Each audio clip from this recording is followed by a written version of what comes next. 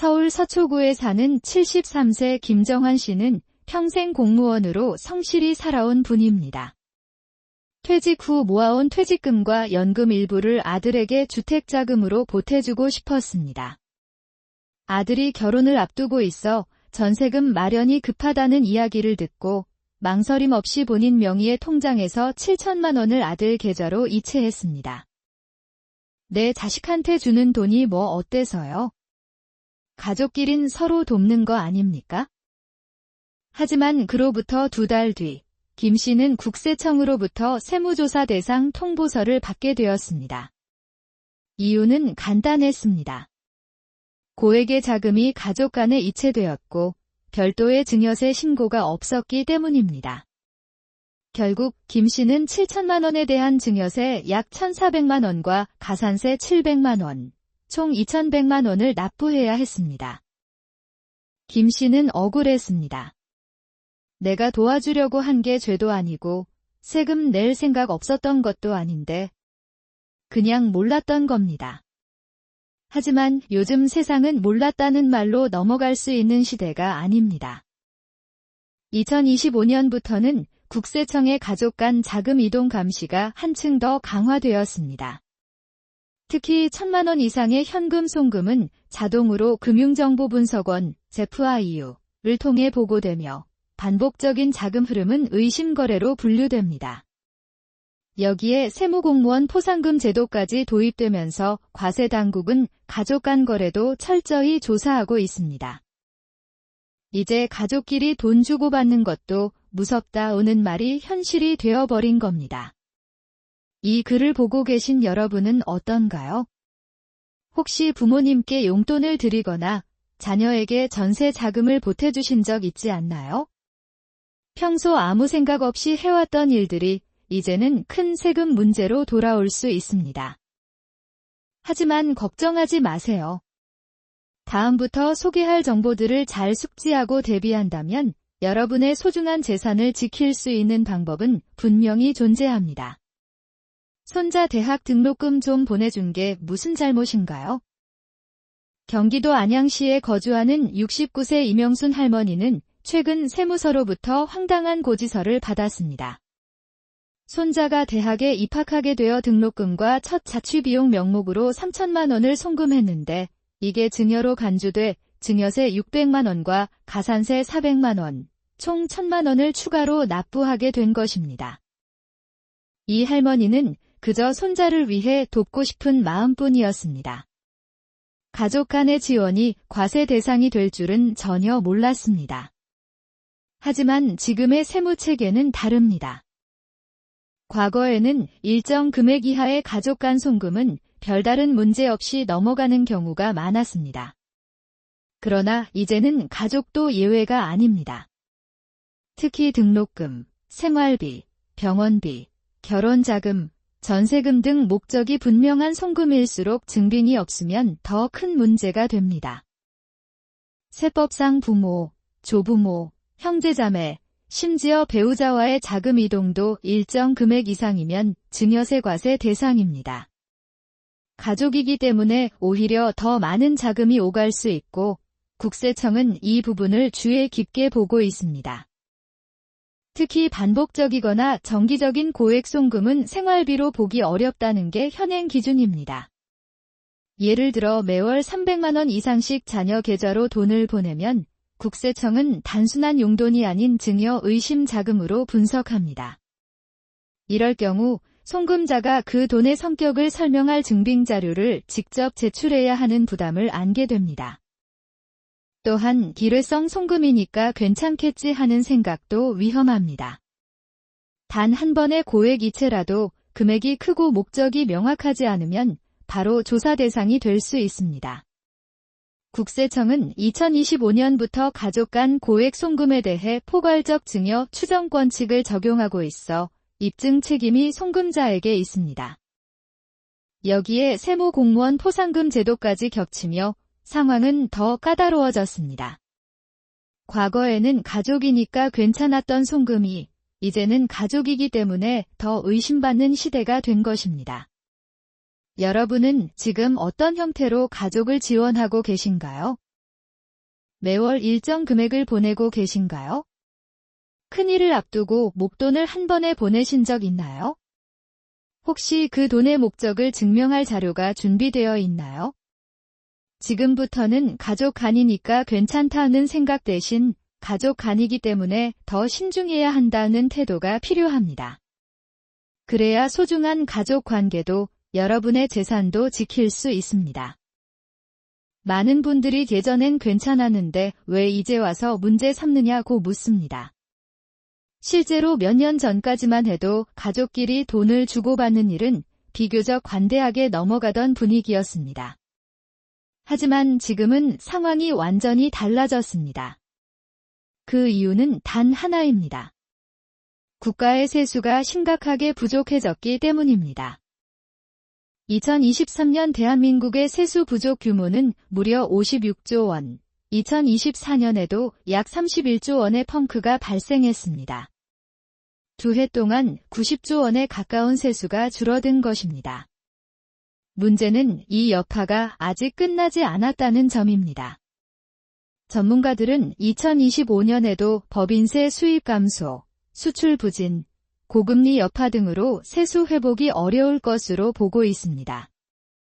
이런 상황에서 정부는 선택지를 줄였습니다. 새로운 세금 도입은 정치적 부담이 크고 그렇다고 공공서비스를 줄이자니 국민 반발이 큽니다. 결국 정부는 이미 존재하는 법과 제도를 활용해 세금 더 걷기에 나선 것입니다. 그중 가장 쉽게 손댈 수 있는 영역이 바로 개인, 특히 중산층의 자산 흐름입니다. 그 중심에는 가족 간 자금 이동이 있습니다. 부자들의 탈세보다 평범한 사람들의 몰라서 벌어지는 세금 누락이 훨씬 많기 때문입니다. 게다가 국민의 70% 이상이 가족 간 돈을 주고받은 경험이 있다는 통계도 있어 정부 입장에서는 매우 효율적인 과세 영역입니다. 여기에 불을 붙인 것이 바로 2025년부터 본격 시행된 세무공무원 포상금 제도입니다. 이 제도는 세무공무원이 탈루 세금을 적발해 추징에 성공할 경우 그 금액의 10%까지 포상금으로 받을 수 있게 한 제도입니다. 연간 최대 2천만 원까지 받을 수 있기 때문에 이제는 공무원들도 적극적으로 과세에 나설 유인이 생긴 셈입니다. 국세청 내부에서도 이전과 같은 소극적인 세무조사 방식으로는 세수 목표를 달성할 수 없다는 판단 아래 고액의 가족 간 자금 흐름을 집중 추적하겠다는 방침을 세운 것으로 알려졌습니다. 이제 가족 간 송금은 단순한 가족사가 아닙니다. 국가 재정을 메우기 위한 과세 타깃이 된 것입니다. 이러한 현실을 모른 채 기존 방식대로 자녀에게 돈을 주거나 부모님께 생활비를 보내는 일이 세무조사의 첫걸음이 될 수도 있습니다. 그렇다면 이제 우리는 어떻게 해야 할까요? 막연한 불안 대신 변화된 환경을 정확히 이해하고 대응 전략을 세우는 것이 중요합니다. 다음 파트에서는 당신도 모르게 위험한 상황에 빠지는 송금 패턴들을 구체적으로 살펴보겠습니다. 이 정도는 그냥 생활비로 봐주겠지? 부모 자식 간에 돈 좀 주는 건 당연한 거 아닌가요? 많은 사람들이 그렇게 생각합니다. 하지만 그 당연함이 이제는 세무조사의 시작점이 되는 시대입니다. 특히 반복적이거나 목적이 불분명한 송금은 국세청의 레이더에 포착될 수 있습니다. 사례 1. 신혼부부 전세 자금 지원. 대전 유성구에 거주하는 52세 오정미 씨는 딸 부부의 신혼집 전세 계약을 앞두고 5천만 원을 한 번에 송금했습니다. 계약도 급했고 가족끼리니까 별 생각 없이 이체했지만 6개월 후 국세청으로부터 증여세 조사 통보를 받았습니다. 신고도 하지 않았고 자금 출처 증빙도 부족했던 탓에 결국 1,500만 원이 넘는 세금과 가산세를 납부하게 되었습니다. 사례 2. 매달 용돈 송금. 서울 노원구의 박상호, 65, 씨는 매달 자녀에게 생활비 명목으로 300만 원씩 송금했습니다. 몇 년째 반복해오던 일이었기에 아무런 의심이 없었지만 반복성과 금액의 규모가 국세청의 의심 패턴에 걸렸고 박 씨는 조사 통보와 함께 그간의 거래 내역 제출을 요청받았습니다. 이처럼 흔한 송금 방식도 아래와 같은 조건에 해당되면 위험성이 높아집니다. 세무조사 가능성이 높은 송금 유형 5가지. 신혼집 전세금 자금 지원. 큰 금액을 일시불로 송금하는 경우. 계약서 제출 없이 송금하면 증여로 추정됨. 매달 반복 송금. 일정한 금액을 정기적으로 보낼 경우. 생활비라고 주장하더라도 금액이 지나치면 과세 대상. 미성년자 명의 계좌에 고액 입금. 자녀가 미성년자인데 자금이 계속 들어오면 출처 조사 대상. 부모의 간접 증여로 간주됨. 명절, 생일 등 정기기념일 송금. 사회 통념상 인정되는 수준 100만 원 이하를 넘으면 위험. 매년 반복되면 패턴 분석에 걸릴 수 있음. 자녀 결혼식, 해외 유학 비용 등 목적성 고액 송금. 목적이 선이라도 증빙이 없으면 과세 대상.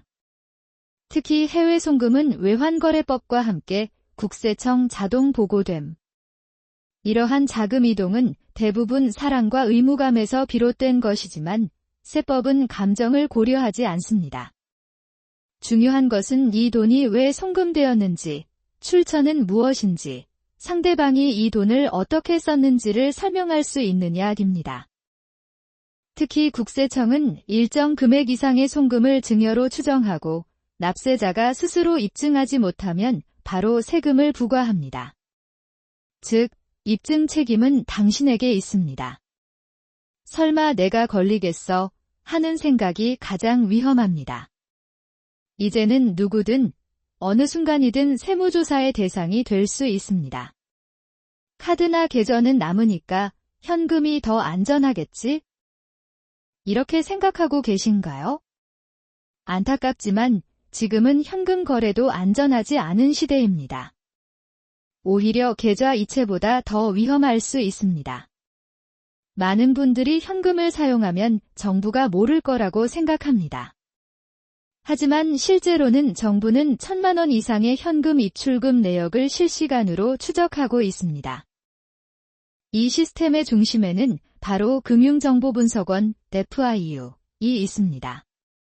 FIU는 하루 기준 1,000만 원 이상의 현금이 입출금되면 자동으로 해당 정보를 국세청에 통보합니다. 이는 모든 은행과 연결된 시스템을 통해 이루어지며 사람이 하지 않아도 시스템이 자동으로 감지합니다. 1,000만 원 넘지만 않으면 괜찮은가요? 그렇지도 않습니다. 스머핑이라는 패턴 들어보셨나요? 하루에 999만 원씩 나눠서 며칠 동안 연속으로 입출금하거나 여러 지점에서 쪼개서 입금하는 경우도 시스템은 이를 반복 패턴으로 인식하고 의심거래로 분류합니다. 게다가 요즘 은행 직원들도 감시자 역할을 합니다. 의심되는 거래가 포착되었는데 직원이 이를 FIU에 보고하지 않으면 해당 직원이 금융감독원으로부터 징계를 받을 수 있습니다. 이로 인해 은행들은 조금이라도 이상한 거래가 발생하면 무조건 보고하는 분위기입니다. 특히 연간 3,000만 원 이상 현금 거래가 반복되는 경우 거의 대부분 보고된다고 봐야 합니다. 현금 쪼개기보다 위험한 것, 기록 없는 거래? 현금은 거래 목적이나 사용 내역을 증명할 증빙이 부족합니다. 계좌 이체는 그래도 통장 기록, 이체 메모, 문자 메시지 등의 자료가 남지만 현금은 그렇지 않습니다. 예를 들어 부모님 병원비로 4,000만 원을 송금하는 경우는 병원 영수증, 진료비 내역 등으로 어느 정도 설명이 가능합니다. 하지만 같은 금액을 현금으로 전달하면 증여로 간주될 가능성이 훨씬 높습니다. 국세청은 이미 매년 1만 건 이상의 현금 입출금 거래를 추적해 2조 원에 달하는 세금을 추징하고 있습니다. 현금이 안전하다는 인식은 더 이상 통하지 않습니다. 현금도 계좌 이체도 모두 의심될 여지가 없도록 투명하게 관리하는 것이 최선입니다. 그렇다면 이런 위험한 환경 속에서도 어떻게 가족 간 자금을 안전하게 이동할 수 있을까요? 다음 파트에서는 실제로 자녀에게 집을 사주거나 전세자금을 줄 때 가장 많이 세무조사에 걸리는 사례와 피할 수 있는 방법을 구체적으로 알려드리겠습니다. 내가 자식 집 좀 사주는 게 무슨 문제야? 많은 부모님들이 이렇게 말씀하십니다. 아파트 전세금이나 분양계약금 등을 부모가 자녀를 대신해 내주는 것은 흔한 일이죠. 하지만 오늘날의 세법은 이 부분을 가장 민감하게 바라보는 영역 중 하나로 간주하고 있습니다.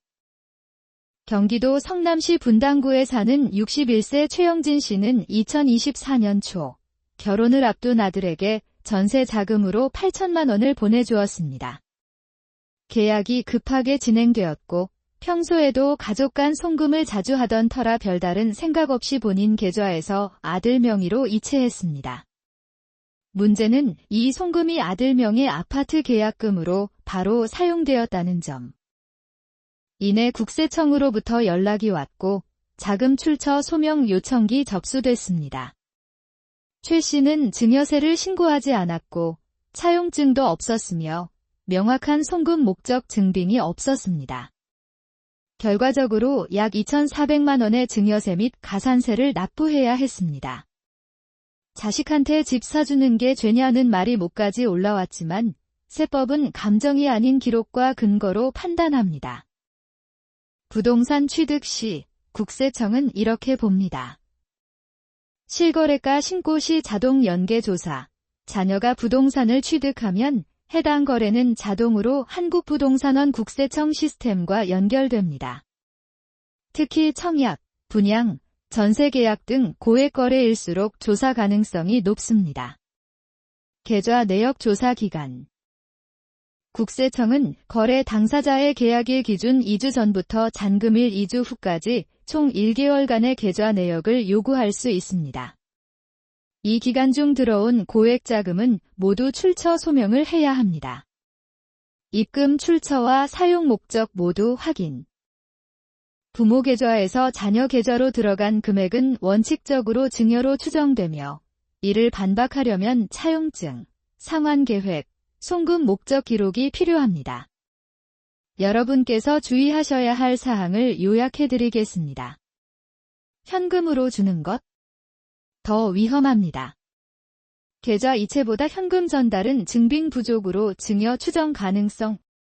공동 명의로 구매해도 안심 금물. 공동 명의일 경우 자금 비율에 따라 증여세 분리과세가 발생할 수 있음. 기존 자녀 명의 계좌 사용 시 주의. 부모가 꾸준히 돈을 입금해왔던 자녀 명의 통장이 아파트 대금에 사용될 경우 누적 송금액도 함께 조사 대상. 송금 전 차용증 작성 및 공증 권장. 자금 지원이 아닌 대여의 성격임을 명확히 해야 함. 이체 메모 필수 기재. 2025년 5월 전세보증금 대여 등 구체적 메모는 큰 도움이 됨. 향후 상환 계획 구체화. 매달 얼마씩 어떤 계좌로 상환할 것인지 작성 및 실제 실행. 계약서 사본 플러스 입금 내역 함께 보관. 거래 목적을 설명할 수 있는 서류는 모두 확보해두는 것이 좋음. 그럼 이제 자식한테 돈도 못 주나요? 많은 분들이 이렇게 묻습니다. 결론부터 말하면 줄 수 있습니다. 단, 방법이 문제입니다. 국세청은 무작정 자금 이전을 막는 것이 아닙니다. 정당한 사유, 명확한 증빙, 그리고 합법적인 절차를 거쳤다면 자녀에게 수천만 원을 지원해도 문제가 되지 않습니다. 그중 가장 강력하면서도 널리 활용되는 방법이 바로 차용증, 금전소비대차계약서입니다. 차용증은 세무조사에서의 방패입니다. 국세청은 가족 간 금전 이동을 원칙적으로 증여로 추정합니다. 즉, 자녀에게 돈을 보냈다면 기 돈이 증여가 아닌 이유를 송금한 부모가 직접 입증해야 합니다. 이때 증여가 아니라 대여임을 입증하는 대표적인 방법이 바로 차용증입니다. 하지만 주의할 점은 단순히 차용증 양식 하나 작성한다고 끝나는 게 아니라는 것. 다음과 같은 항목이 반드시 포함되어야 효력이 인정됩니다. 제대로 된 차용증 작성 체크리스트. 금액 명시. 숫자와 한글 병기 5천만원, 금 5천만원 정. 차용 일자 및 상환 기간 명확히 기재. 이자율 기재. 법정 이자율 2025년 기준 4.6% 이상 적용 필수. 너무 낮으면 이자 차액이 증여로 간주될 수 있음.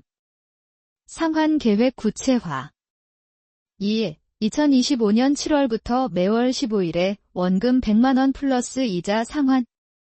불분명하거나 향후 상환 예정처럼 애매하면 무효로 간주될 가능성. 서명 및 인적사항 명기. 대여자 및 차용자 실명, 주소, 주민등록번호 필수. 인감보다 자필 서명이 더 강력한 증거력. 공증 권장. 세무조사 대응 시 공증된 문서의 증거력이 확연히 높음. 강원도 원주시에 거주하는 박민재, 58, 씨는 아들의 결혼을 앞두고 1억 원을 지원했습니다. 하지만 그는 단순 송금 대신 법률 자문을 받아 공증된 차용증을 먼저 작성했고 상환 계획에 따라 매달 원리금을 입금하도록 설정했습니다. 1년 후 세무조사 대상이 되었지만 그는 모든 입증 자료를 제출했고 세금 한 푼 없이 종결되었습니다. 반면 이웃 주민은 차용증 없이 같은 금액을 송금하고 2천만 원 이상의 증여세를 납부했습니다. 차용증만큼 중요한 것, 실제 이행과 증빙. 단순 작성만으로 끝내면 안 됩니다. 상환 내역을 남기고 이체 메모의 이자 상환, 원금 일부 상환 등을 명확히 기록해야 합니다. 카카오톡이나 문자로 주고받은 내용도 보관하세요. 실제 송금 목적을 설명할 수 있는 메시지는 유용한 증거가 됩니다. 상환 내역서도 함께 작성하면 더욱 확실합니다. 상환일, 금액, 잔액 등을 명시하고 출력해서 파일 문서로 각각 보관하세요. 아무리 좋은 의도로 돈을 보내더라도 증빙이 없으면 세법 앞에선 무용지물입니다. 세무조사에서 가장 중요한 것은 돼 이 돈을 보냈는가 이를 입증하는 자료입니다. 즉, 감정이 아닌 기록과 근거가 모든 것을 좌우합니다. 다음은 가족 간 자금 이동 시 반드시 챙겨야 할 7가지 핵심 증빙 방법입니다. 이체 메모는 구체적으로 적는다.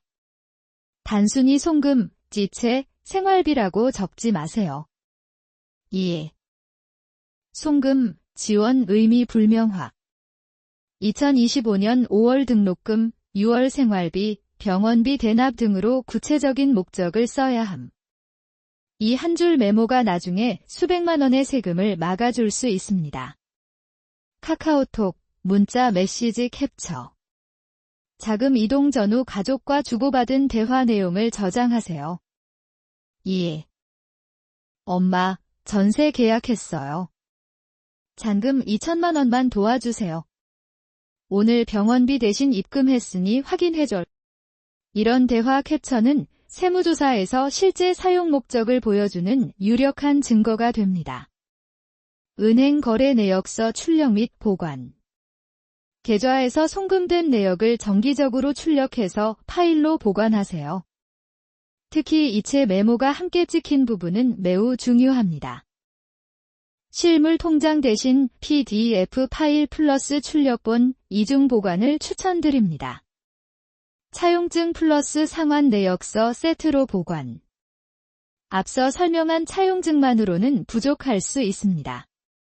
실제 상환이 이루어졌다는 증거도 함께 보관해야 합니다. 엑셀로 정리하거나 상환 내역서를 따로 작성해서 각 상환 시점에 도장 서명 등을 남겨두면 더욱 확실합니다. 정기적 상환 기록 남기기. 매달 이자나 원금 일부를 상환하는 경우 이체 메모, 6월 이자 상환 또는 문자로 집원달 이자 보냈어요 등 남겨두는 습관이 필요합니다. 이런 기록들이 쌓이면 국세청도 더 이상 증여로 보기 어렵습니다. 주고받은 서류, 계약서, 영수증 함께 보관. 병원비를 대신 납부했다면 진료비 내역서. 자녀 교육비를 송금했다면 등록금 고지서. 결혼식 비용이라면 예식장 계약서, 견적서 등 가능한 모든 관련 서류를 보관하세요. 서류가 많을수록 조사 시 설명이 간단해집니다.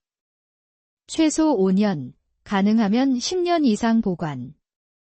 세무조사는 일반적으로 5년 이내 거래를 대상하지만 증여세 관련 조사는 최대 10년까지 소급 적용될 수 있습니다.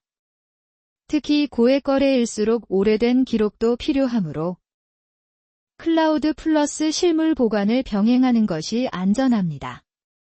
사례 수원 장안구 정영철 63 씨의 성공 전략. 정 씨는 자녀에게 총 1억 원에 가까운 돈을 나눠 지원했지만 차용증, 상환 내역, 문자 캡처, 이체 내역서까지 모든 증빙 자료를 체계적으로 보관한 덕분에 국세청 조사에서도 단 하루 만에 혐의 없음 통보를 받았습니다. 자녀의 결혼을 돕고 부모님의 병원비를 대신 내드리고 손주의 등록금을 보내는 건 한국 사회에서 너무도 자연스럽고 당연한 가족의 모습입니다. 하지만 이제는 그 따뜻한 마음이 준비되지 않으면 차가운 세금 고지서로 돌아오는 시대가 되었습니다. 가족을 위한 자금 지원은 사랑에서 출발합니다. 그러나 세법은 감정이 아닌 증빙과 형식을 요구합니다. 그 간극을 메우는 방법은 단 하나입니다. 바로 준비된 사랑, 즉 알고, 기록하고, 지키는 자산관리 습관입니다. 지금까지 이야기한 내용을 다시 한번 간단히 정리해보면 다음과 같습니다. 가족 간 송금도 증여세 과세 대상이 될 수 있다. 1천만 원 이상 현금 입출금은 자동으로 국세청에 보고된다. 반복적, 정기적, 목적 없는 송금은 의심거래로 분류될 수 있다. 차용증, 이체 메모, 상환 기록, 문자 캡처 등 증빙이 세금 회피보다 더 중요하다. 증여세 공제 한도를 전략적으로 활용하면 세금 없이도 지원이 가능하다. 가장 중요한 건 감정이 아닌 증거다. 이제는 가족 간 자금 이동도 기획이 필요한 시대입니다.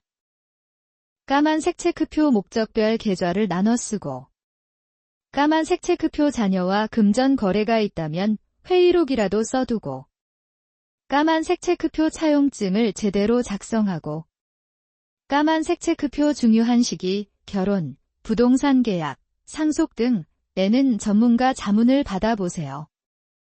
이런 실천이 가족 간의 오해도 줄이고 세무적 리스크도 줄여주는 지혜로운 자산관리의 시작입니다. 사례처럼 마무리 굴산 박민준 씨 이야기. 울산광역시에 사는 박민준 63 씨는 매년 국세청 세무 세미나에 참여하며 최신 세법 정보를 꼼꼼히 챙겨왔습니다.